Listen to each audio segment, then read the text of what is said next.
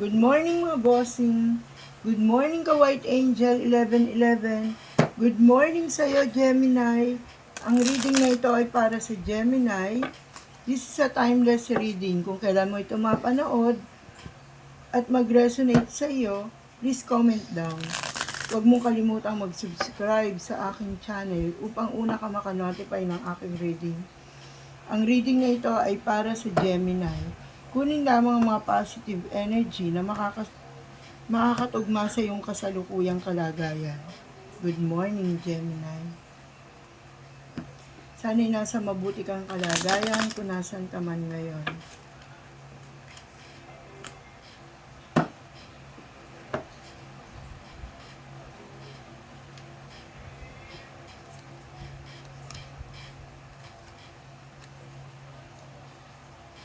Sinasabi sa iyo dito, Gemini, na madaming tao ang hindi mo alam na nagagalit at nagtatampo sa iyo.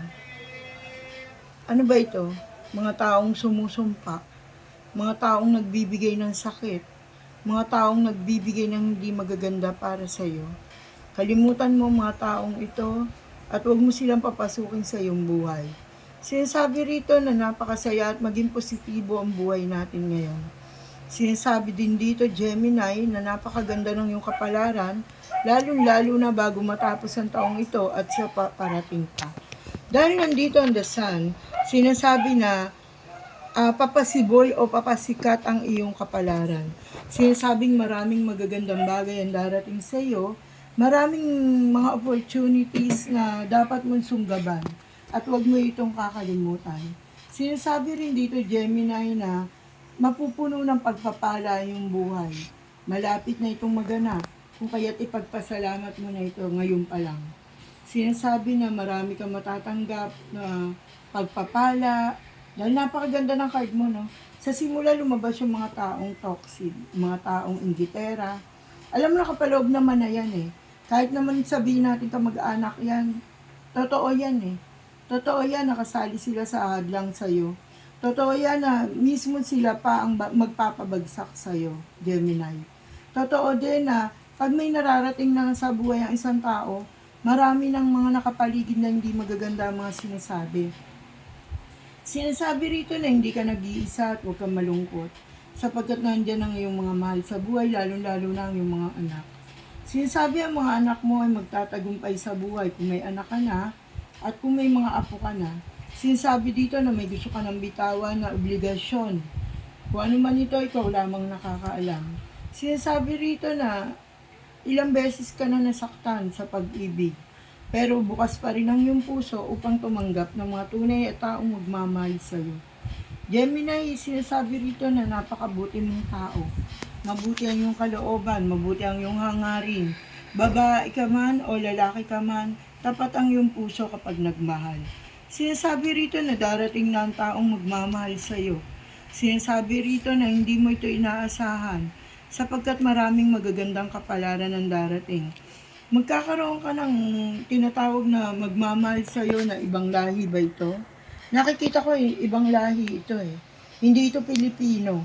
Isa itong foreigner na sinasabing mag-aalok sa iyo ng tapat at pagmamahal.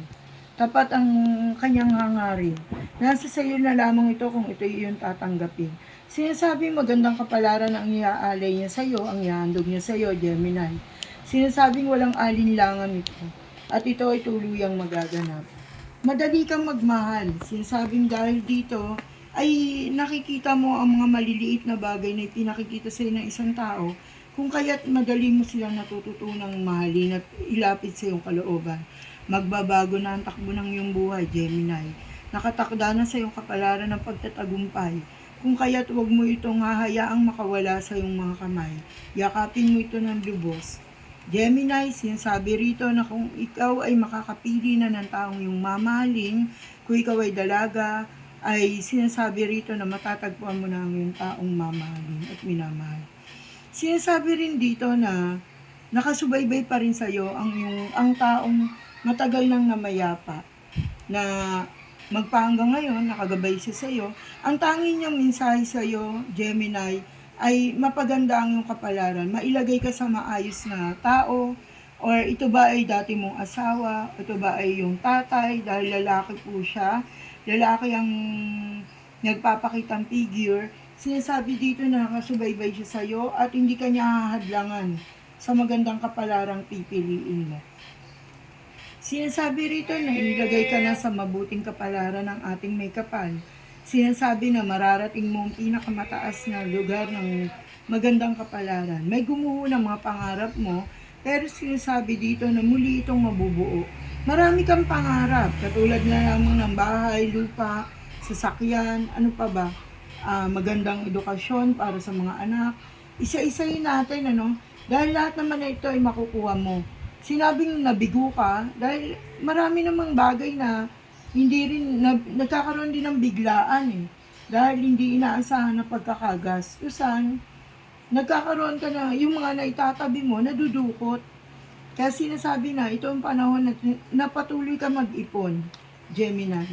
Sinasabi na sa ngayon ay masyado kang malungkot dahil hindi lahat ng Gemini ay maganda ang nangyayari. Meron dito na magpahanggang ngayon, nahaharangan yung kanyang, may blockage yung kanyang gustong magandang future. May humarang, may humadlang. Pero sabi nga, makakalaya ka rin dito. Bago matapos ang taong ito, ibabalik sa iyo ang mga nawala. Sinasabi dito na kung ano man yung mga nawala sa iyong buhay, yung mga nakakahinayang, babalik ito sa iyo, Gemini. At sa huli mong card, ipagpatuloy lamang ang pakikipagsapalaran at paglaban sa buhay. Dahil ako na nagsasabi sa iyo, magtatagumpay ka, Gemini.